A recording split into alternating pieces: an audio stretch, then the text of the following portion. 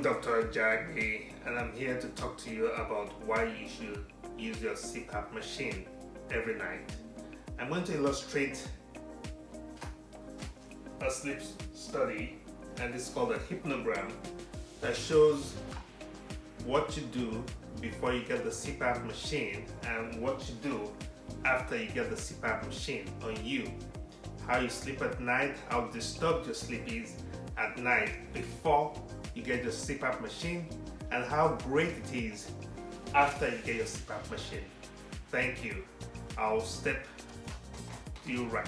Thank you. At the top of the hypnogram, you can see the stage of sleep.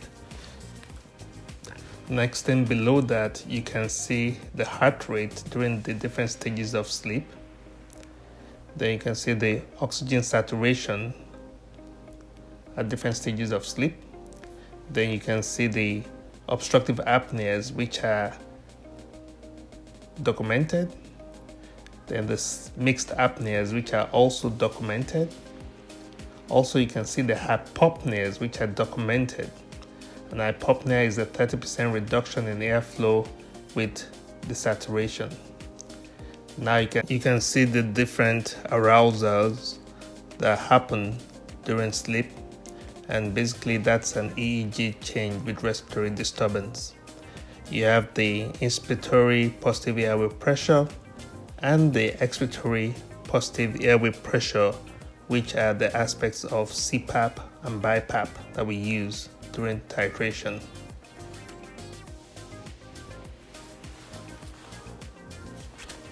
Now, I'm going to show you the sleep architecture before positive airway pressure.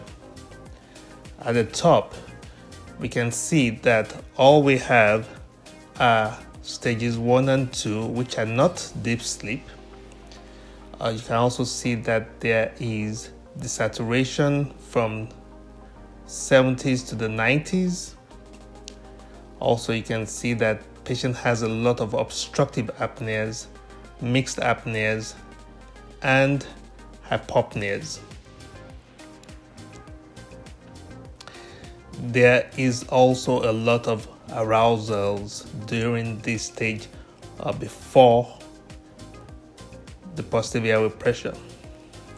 At that point, the CPAP is started, and this goes on from a CPAP of 4 and taken up to a CPAP of 16. However, with no change in the improvement in sleep, patient was started on BiPAP, and this BiPAP was from 14/10 to 24/20. We talk about what happens with the sleep architecture after patient is started on positive airway pressure. The obstructive apneas have now become more apopneas. There is no longer oxygen desaturation. Saturation is much improved. Also, patient has now deeper stages of sleep, as in rapid eye movement sleep, and also stage 3 sleep.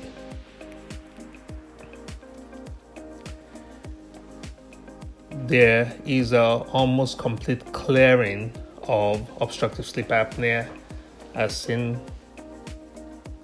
Also, the arousals that used to happen with sleep have improved, and the patient has now reached an optimal treatment BiPAP of 22/18 centimeters of water.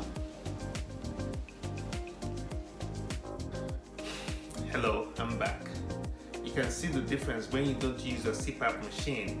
You can see that the stages of sleep that you go into are not deep. You can see that your oxygen saturation keeps on dropping. You can see that you keep on having apnea episodes. And you can see the difference where in this case you have your oxygen saturation staying good above 90s. You can see your sleep staging going into the deeper stages of sleep. That's the REM sleep and the stage 3 sleep. You can also see that you don't have any more apnea episodes, which shows that you are having a good and great sleep. In this case, this man had his BiPAP at 22/18, and that's where the best one was for him. So make sure you use a CPAP machine every night, because that's very, very important for you not to have that kind of sleep and to have this great kind of sleep. Thank you.